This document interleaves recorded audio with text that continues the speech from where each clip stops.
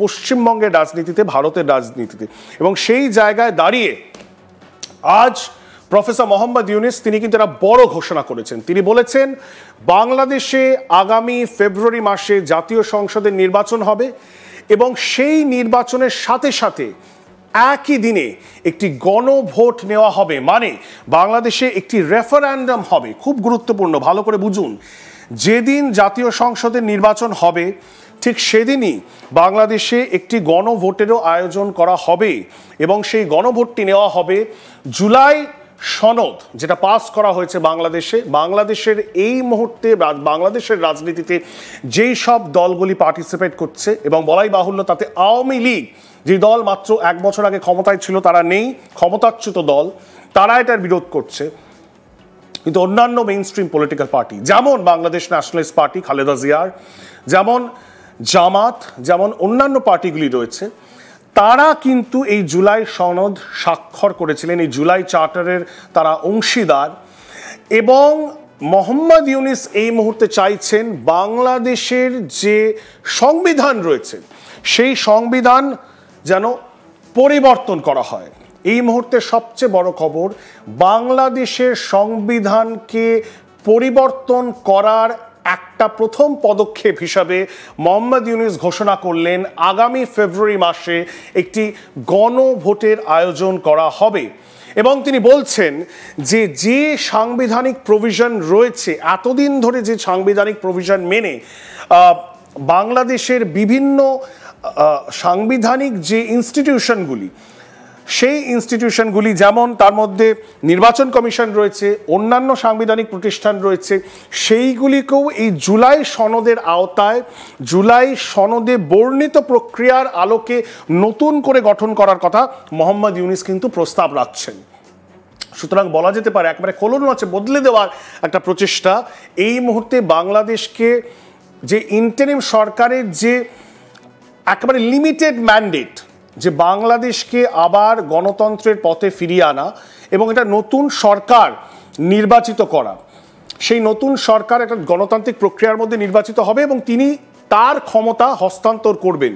কিন্তু সেটা করার আগে, নতুন সরকার তৈরি হওয়ার আগে যেই পদ্ধতির মধ্যে দিয়ে নির্বাচন হবে, সেই নির্বাচনের দিনেই কিন্তু মোহাম্মদ ইউনুস তিনি বলছেন একই দিনে একটা রেফারেন্ডাম হবে, একটা গণভোট হবে এবং সেই গণভোটের কিছু খুব গুরুত্বপূর্ণ পয়েন্ট, 4টি পয়েন্ট মোহাম্মদ ইউনুস নিজে আজকে পড়ে শুনিয়েছেন।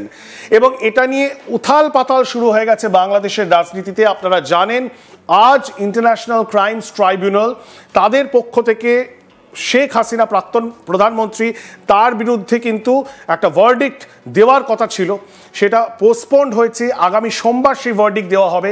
আওয়ামী লীগের পক্ষ থেকে যে দল ক্ষমতাচ্যুত এবং যে দলের সব বড় নেতা এই মুহূর্তে দেশ ছাড়া হয়েছেন, অনেকেই ভারতবর্ষে এসে থাকছেন, আশ্রয় নিয়েছেন, তারা কিন্তু লকডাউনের ঘোষণা দিয়েছিলেন। এবং বিগত 48 ঘন্টায় যে খবর উঠে আসছে যে বাংলাদেশের বিভিন্ন জেলায় অশান্তি হয়েছে, লকডাউন, অনেক জায়গায় লকডাউন হয়েছে এবং মানুষ বাইরে বেরোননি, গাড়ি ঘোড়া খুব কম দেখা গেছে। সেই জায়গায় দাঁড়িয়ে আওয়ামী লীগ সাবেক সরকারে যারা ছিল তারা কিন্তু তাদের মাসল ফ্লেক্স করা, তারা পলিটিক্যালি নিজেদেরকে রিগ্রুপ করার একটা প্রচেষ্টা এই মুহূর্তে বাংলাদেশে দেখা দিয়েছে। সেই জায়গায় দাঁড়িয়ে আজকে মোহাম্মদ ইউনুসের এই যে ঘোষণা, সেই ঘোষণাতে কিন্তু একদিকে যেমন বিএনপি, বাংলাদেশ ন্যাশনালিস্ট পার্টি, যারা বারবার করে বলছেন ইমিডিয়েটলি নির্বাচন করানো উচিত, তারা এটার বিরোধিতা করছেন। ঠিক তেমনভাবেই জামাতও যে এটাকে সমর্থন করছেন তা নয়, জামাত বাংলাদেশ তারাও এটার বিরোধিতা করেছেন। সুতরাং কোথাও গিয়ে মোহাম্মদ ইউনুস আজকে যে হঠাৎ করে যে নতুন ঘোষণা করেছেন, সেই নতুন ঘোষণাটা অনেকেই কিন্তু বেশ সারপ্রাইজড। বাংলাদেশের মেইন স্ট্রিম পলিটিক্যাল পার্টি দলগুলি তারা কিন্তু বেশ অবাক হয়ে গেছেন এই আচমকা এই ঘোষণাতে।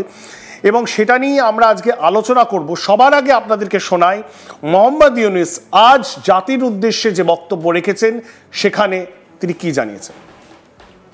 আমাদের আরেকটি গুরুদায়িত্ব হচ্ছে সুষ্ঠু নির্বাচন অনুষ্ঠান। আমি ঘোষণা করেছি যে আগামী ফেব্রুয়ারির প্রথমার্ধে জাতীয় সংসদ নির্বাচন অনুষ্ঠিত হতে যাচ্ছে। এই নির্বাচন উৎসব মুখর, অংশগ্রহণমূলক ও সুষ্ঠুভাবে অনুষ্ঠানের জন্য আমরা সব প্রস্তুতি গ্রহণ করছি।